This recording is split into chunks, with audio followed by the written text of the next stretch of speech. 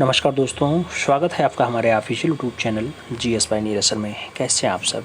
मैं आशा करता हूं स्वस्थ होंगे, मस्त होंगे और आप सभी लोग अपनी तैयारी में व्यस्त होंगे। तैयारी मित्रों, आप टीजीटी आर्ट की कर रहे हैं तो आप ट्रेंड ग्रेजुएट टीचर आर्ट की तैयारी में व्यस्त हैं। मैं ऐसा मान के चल रहा हूँ निश्चित रूप से आप व्यस्त हैं और अपने काम में लगे हुए हैं।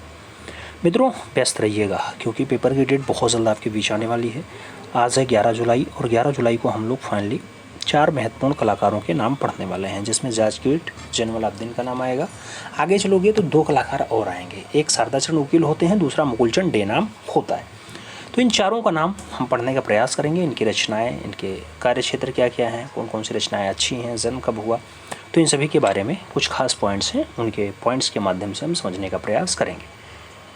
आइए स्टार्ट करते हैं। सबसे पहला नाम जाजकीट का दिया गया। जाजकीट का जो जन्म है मित्रों, ये 1901 में श्रीलंका के कैंडी में हुआ था। तो आपसे पूछा जाएगा जाजकीट का जन्म कहाँ हुआ, आपको कहना पड़ेगा भारत के जो नीचे वाले हिस्से में ये वाला भाग लटका हुआ है, ये आपका श्रीलंका है और यहाँ पे हुआ। जाजकीट के पिता जो है वो भारतीय मूल के और माता जो है वो डच परिवार की थी। किससे थी? माता जी डच परिवार से थी और जो उनके पिताजी थे वो भारतीय मूल से रहे। जाजकीट के जन्म से सिंघली किंतु सांस्कृतिक दृष्टि से भारतीय रहे। तो संस्कृति कैसी रही इनकी? भारतीय रही है। जन्म से कैसे रहे हैं? सिंघली रहे। और आगे बढ़ा जाए तो कहा जाता है उच्च शिक्षा के लिए जाजकीट ने कैंडी के ट्रिनिटी कॉलेज में प्रवेश लिया, किंतु कला में विशेष रुचि के कारण उन्हें पढ़ाई छोड़ देनी पड़ी। तो उनका कला में ज़्यादा रुचि था तो उन्होंने ट्रिनिटी कॉलेज में जो प्रवेश लिया था वो अपना छोड़ छाड़ के आगे बढ़ गए। और आगे बढ़ा जाए तो कहा जाता है 1926 में जाजकीट ने चित्रकला के प्रति समर्पित होने लगे। कब? 1926 में। कौन? जाजकीट चित्रकला के प्रति समर्पित रहने लगे और जाजकीट आए हिंदू, बौद्ध और उसके साथ कला साहित्य को गंभीरता से पढ़ने का काम किया, यानी अध्ययन किया।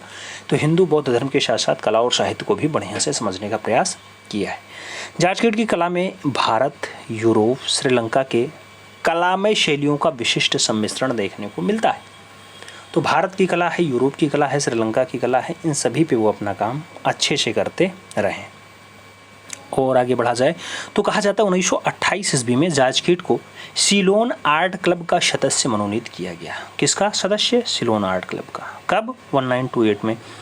और आगे बढ़ोगे मित्रों तो आगे कहा जाता है जाजकीट ने, किसने? जाजकीट ने कृष्ण व गोपियाँ, इसके साथ दृश्य चित्र और श्रीलंका के जनजीवन पे चित्रण का कार्य खूब अच्छे ढंग से किया है। आपसे परीक्षा में पूछा जाएगा श्रीलंका के जनजीवन पे आधारित चित्र रचनाएं कौन बनाता है? नाम दिया जाएगा रविशंकर रावल हैं। बहुत सारे नाम दे देंगे, उसमें से जाजकीट नाम रहेगा, आंसर वही लगाना पड़ेगा। कृष्ण गोपियों के साथ हैं, ये दृश्य रचना भी बहुत बढ़िया से जाजकीट ने उकेरा है। और आगे चलते हैं तो आगे कहा जाता है जाजकीट के बनाए इन चित्रों पर सेंजा, पाल गॉर्गिन और पिकासो का प्रभाव आपको देखने को मिल जाता है। तो जाजकीट की रचनाओं पर किनके चित्रों का प्रभाव देखने को मिलता है? सेंजा, पॉल गॉर्गिन और पिकासो का प्रभाव देखने को मिल जाता है। और आगे बढ़ें तो जाजकीट ने बौद्ध भिक्षुओं के जीवन का चित्रण भी बढ़िया से किया है। किनका? बौद्ध भिक्षुओं के जीवन का चित्रण बहुत अच्छे ढंग से किया है। जाजकीट ने अमूर्तता चित्रों में रेखाओं का जो है आधिक्य है और आपके इस समय के चित्रों में संश्लेषणात्मक घनवाद का प्रभाव भी देखने को मिलता है।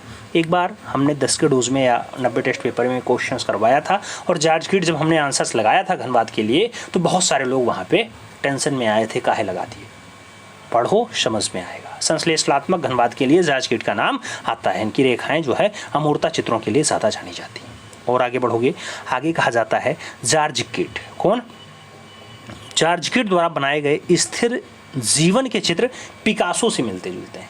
तो जो स्थिर जीवन के चित्र बनाए हैं वो पिकासो से ज़्यादा मेल खाते हैं। जबकि 1936 में जाजकीट ने हिंदू पौराणिक आख्यानों के साथ साथ काव्य के आधार पर चित्रण प्रारंभ किया और इसमें जयदेव कृति गीत गोविंद की आधारित जो है राधा कृष्ण की प्रणय लीलाओं को विषय मान करके इस पे काम किया। तो किस पे चित्रण किया मित्रों? आप जानते हैं जयदेव की गीत गोविंद है, उस पर इन्होंने चित्रण का कार्य किया और राधा कृष्ण की प्रणय लीलाओं को ज़्यादा मात्रा में दर्शाने का काम जाजकीट ने किया। और आगे बढ़ा जाए तो और आगे जाजकीट के बारे में क्या कहा जाता है? जाजकीट के बारे में कहा गया कि जाजकीट की वर्षा विहार सर्वश्रेष्ठ कृति है। पूछा जाएगा जाजकीट की सबसे अच्छी रचना कौन सी है, सबसे बढ़िया चित्र कौन सा है, तो वर्षा विहार आपको याद रखना पड़ेगा। आगे चलते हैं, अगला पॉइंट जो दिया जाता है कह रहा है सन 1939 ईस्वी के लगभग जाजकीट ने कोलंबो के गौतमी विहार में गौतम बुद्ध के जीवन चरित्र अंकित किए जो तैलीय माध्यम में आपकी कला के सबसे बढ़िया वाले उपकरण बताए जाते हैं, सबसे बढ़िया वाले उदाहरण माने जाते हैं। तो आपसे पूछा जाएगा कहाँ पे जॉर्ज कीट ने? कोलंबो में। कोलंबो में कहाँ पे? गौतमी विहार में। किसके? गौतम बुद्ध के जीवन चरित्र को बढ़िया से उकेरा, किसमें? आपकी कला शैली में सबसे बढ़िया से बनाया है और वो रचना आपकी सबसे अच्छी बताई जाती है। 1943 में श्रीलंका के ग्रुप 43 की स्थापना हुई, जिसमें जॉर्ज कीट जो है इसके संस्थापक सदस्य के रूप में जाने जाते हैं। जॉर्ज कीट के जीवन में चित्र की प्रेरणा जो है वो हिंदू और बौद्ध कथाएं ही रही हैं, क्योंकि ये हिंदू धर्म और बौद्ध धर्म को बहुत अच्छे से पढ़े थे। तो इनके जीवन में हिंदू और बौद्ध ये दोनों कथाएं ज़्यादा प्रेरणादायक रही हैं। जॉर्ज कीट ने जातक कथाओं में नायिका, रागरागनी, कृष्णलीला, श्रीलंका के जनजीवन और प्रकृति के साथ संबंधित चित्रों को अंकन किया है। जॉर्ज कीट के गीत गोविंद के चित्र जो है विशेष प्रसिद्ध हो जाते हैं। जॉर्ज कीट की कला पर सेजान, गॉर्गिन, पिकासो के साथ साथ अजंता, सिगरिया, चोलकालीन कांस्य प्रतिमा और केंडी के लोक कला, दक्षिणी भित्ति चित्रशैली के साथ साथ रविन्द्रनाथ ठाकुर का प्रभाव देखने को मिल जाता है। और आगे बढ़ा जाए मित्रों तो आगे कहा जाता है जॉर्ज कीट ने सेजान से वस्तुओं के ढांचे को समझा है। तो सेजान से क्या समझा? वस्तुओं के ढांचे को समझा है। किसने? जॉर्ज कीट ने। गार्गिन से उन्होंने रंग के एक केंद्रीय अनुभूति ली है। तो रंग के एक केंद्रीय अनुभूति को किससे सीखा है उन्होंने? वो फाइनली गार्गिन से सीखे हैं जॉर्ज कीट। और अजंता तथा सिगरिया से रेखा का शास्त्रीय माधुर्य भी सीखा है। किससे? अजंता और उसके साथ सिगरिया से। दक्षिण भारत की कांस्य प्रतिमाओं से लय तथा गतिमय ओज का अनुभव प्राप्त करने का काम भी इनका रहा है जॉर्ज कीट का। और लोक कला से स्पष्ट अभिव्यक्ति की पद्धति भी इन्होंने अपनाई है। रविंद्रनाथ ठाकुर से सहजता का गुण भी इन्होंने प्राप्त किया है। तो बाबा रविंद्रनाथ ठाकुर से भी इन्होंने सीखा। क्या सीखा भाई? सहजता का गुण फाइनली इन्होंने उनसे सीखा है। तो ये तो नाम आपके जॉर्ज कीट के साथ था, इनकी रचनाओं के बारे में था, इनके जन्म के बारे में था। अब आगे बढ़ेंगे तो जैनुल आब्दीन के बारे में थोड़ा सा पढ़ेंगे। जैनुल आब्दीन की अगर बात करते हैं तो जैनुल आब्दीन का जन्म 1917 में बांग्लादेश में हुआ था। जैनुल आब्दीन का महत्व जो है वो कला के साथ भारतीय आधुनिक कला के विकास में अग्रणी भूमिका निभाने वालों में रहा है। जैनुल आब्दीन ने 40 वर्षों तक कला सृजन किया। कितने वर्षों तक? 40 वर्षों तक कला में काम किया है, सृजन किया है। और जैनुल आब्दीन की आरंभिक कृतियों में क्या? जैनुल आब्दीन की आरंभिक कृतियों में गरीब व दुखी लोगों का चित्रण मिलता है। सन 1943 में बंगाल के अकाल से आप बहुत ज़्यादा द्रवित हुए थे। जैनुल आब्दीन ने रेखा चित्रों में दुष्स्वप्न जैसी इस प्राकृतिक विक्षेप को भी अभिव्यक्ति दी है। इन रेखांकनों को जैनुल आब्दीन स्याही से रेखांकित करते हैं और इसमें ऊर्जापूर्ण गति और जीवंतता बताते हैं। और आगे बढ़ें तो आगे कहा जाता है, उदाहरण के रूप में आप देख सकते हैं जैसे मनपुरा आइलैंड 1970, इनका कुंडलित चित्र है मित्रों। किसका? जैनुल आब्दीन का है। जैनुल आब्दीन ने कला के लिए सिद्धांत में कभी विश्वास नहीं किया, क्योंकि आपने संवेदनशील कला को दैनिक जीवन से संबंधित माना है। संवेदनशील कला को दैनिक जीवन से संबंधित कौन माना? जैनुल आब्दीन ने माना। और आगे बढ़ें तो अगला पॉइंट क्या कह रहा है? सन 1947 में जैनुल आब्दीन कोलकाता से बांग्लादेश, तत्कालीन पूर्वी पाकिस्तान जो है, पूर्वी पाकिस्तान है, वहाँ चले जाते हैं। तो कोलकाता से बांग्लादेश से जाके रहना स्टार्ट कर देते हैं। जन्म तो आप जानते ही बांग्लादेश में ही हुआ था। तो जैनुल आब्दीन से संबंधित ये कुछ खास डाटाएं थे। वैसे तो डाटा बहुत सारे हैं, कलाकार भी बहुत सारे हैं। अब आगे बढ़ेंगे, मुकुलचंद डे के बारे में पढ़ेंगे। मुकुलचंद डे की अगर बात करते हैं, एक रचना बहुत अच्छी है। आप देखेंगे चंद्र ग्रहण में गंगा स्नान।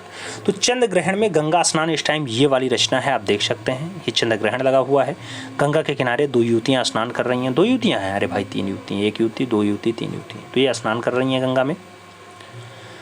मुकुलचंद डे का ये रचना है, राष्ट्रीय आधुनिक कला संग्रहालय नई दिल्ली में देख सकते हैं। कागज़ पर प्रिंट है मित्रों, तो बढ़िया से रचना आपको देखने को मिल जाएगी। मुकुलचंद डे का जन्म जो है ये 1895 ईस्वी में कहाँ पे हुआ था? बांग्लादेश में ही हुआ था। और आगे बढ़ा जाए तो आगे कहा जाता है मुकुलचंद डे की सृजन प्रतिभा जो है वो किससे रही है? सृजन प्रतिभा जो है वो महाकवि रविन्द्रनाथ टैगोर और कला गुरु अवनींद्रनाथ टैगोर के सानिध्य में विकसित हुई है। तो मुकुलचंद डे की जो कला प्रतिभा है वो किसके अंडर में हुई? रविंद्र बाबा और अवनी बाबू के निर्देशन में काम हुआ है, उनके सानिध्य में विकसित हुई है इनकी कला प्रतिभा। आगे बढ़ते हैं। मुकुलचंद डे ने शांति निकेतन के अतिरिक्त जापान, अमेरिका, लंदन में कला का अध्ययन भी किया है। तो जापान, अमेरिका, लंदन में कला शिक्षा सीखने के लिए मुकुलचंद डे गए हैं, वहाँ की भी कला शिक्षा सीखें। आगे बात करते हैं, कहा जाता है अमेरिका जो है प्रवास के दौरान मुकुलचंद डे ने छापा चित्रण की अमलांकन तकनीकी से विशेष प्रभावित हुए और ड्राई पॉइंट्स में विशेषता प्राप्त कर ली। तो आपसे पूछा जाता है ड्राई पॉइंट्स का चित्रकार कौन है? मुकुल डे। आंसर्स लगाना पड़ता है, वही मुकुल डे जिनका जन्म जो है लगभग 1895 के आसपास बांग्लादेश में होता है। और आगे बढ़ते हैं तो आगे इनके बारे में और क्या कहा जा रहा है। मुकुल डे ने Chicago society of etching artist के सदस्य के रूप में भी चयनित हो चुके हैं। और भारतीय कला परंपरा में अमलांकन पूर्णतया नवीन विधा रही है। जब ये काम करते थे तो एकदम नई विधा थी, अमलांकन उस पर काम करते थे। मुकुल डे ने इस दिशा में बहुत ज़्यादा कार्य किया मित्रों, बहुत ज़्यादा नाम कमाया।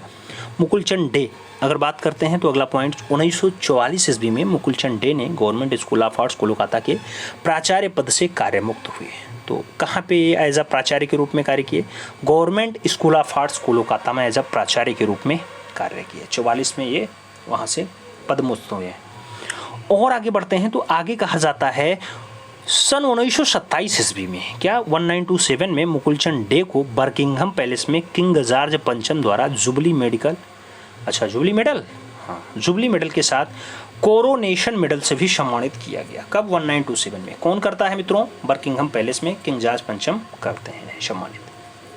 बड़ी बात होती है, सम्मान मिलता है मित्रों तो भारत का नाम भी होता है और उसके साथ जो चित्रकार हैं उनका तो नाम होता ही है।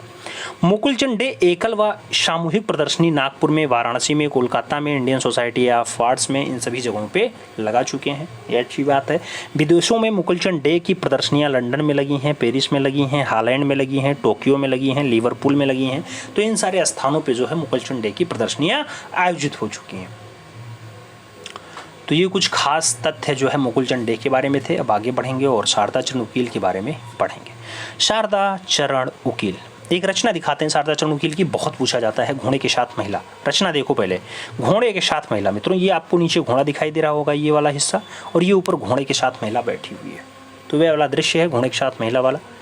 किसकी रचना है मित्रों? ये आपके शारदा चरण उकील के द्वारा बनाई गई रचना है। 1921 की ये रचना है। कागज पे वास और टेम्परा माध्यम में बनाई गई है। आधुनिक कला संग्रहालय नई दिल्ली में आपको देखने को मिलेगी। तो राष्ट्रीय आधुनिक कला संग्रहालय याद रखिएगा।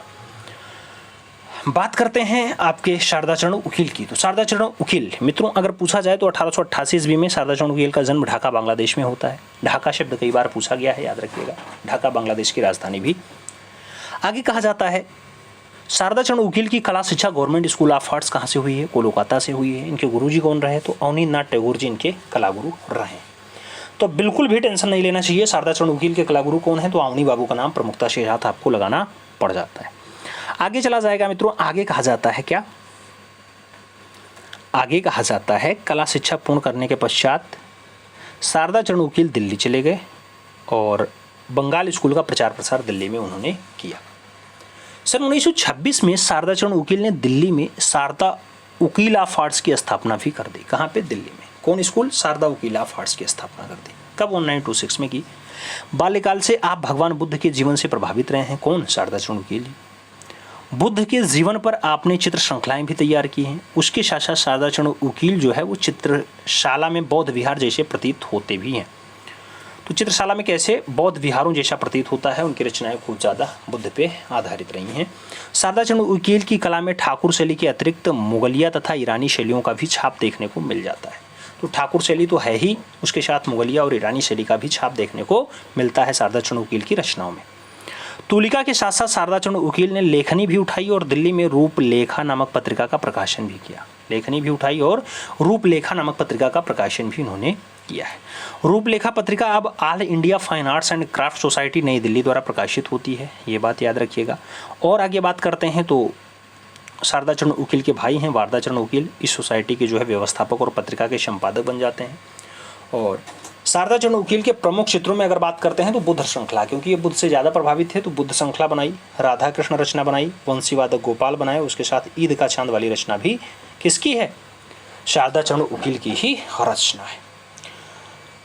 तो इस टाइप से हम लोगों ने शारदा चरण उकील, मुकुल डे और उनके साथ दो नाम और पढ़े जो आपके जैनुअल आब्दीन और जाजकीट के रूप में जाने जाते हैं। हमें उम्मीद है इन चारों तथ्यों पे, इन चारों नामों पे आपने प्रमुखता के साथ पेन पेपर उठा के बैठा होगा, कुछ लिखा होगा, अपना कुछ तैयार किया होगा, कुछ ना कुछ सीखने को मिला होगा। अगर सीखने को मिला है तो वीडियो लाइक करना, अपने इष्ट मित्र तक शेयर करना जिससे वो लोग भी लाभान्वित हो पाएं। किसी भी स्टेट का आप टीजीटी आर्ट दे रहे हो, हर जगह काम आएगा। चाहे बिहार का दो, आप छत्तीसगढ़ का दो, आप उत्तराखंड का दो, आप चंडीगढ़ का दो, आप दिल्ली का दो, या फिर उत्तर प्रदेश का दो, जहाँ भी देना चाहो, जहाँ टीजीटी हिंदी भाषी है वहाँ देना चाहोगे, हर जगह काम करेगा। तो इन्हीं बातों के साथ मिलते हैं क्षण में, तब तक के लिए दिल से सल्यूट। जय हिंद।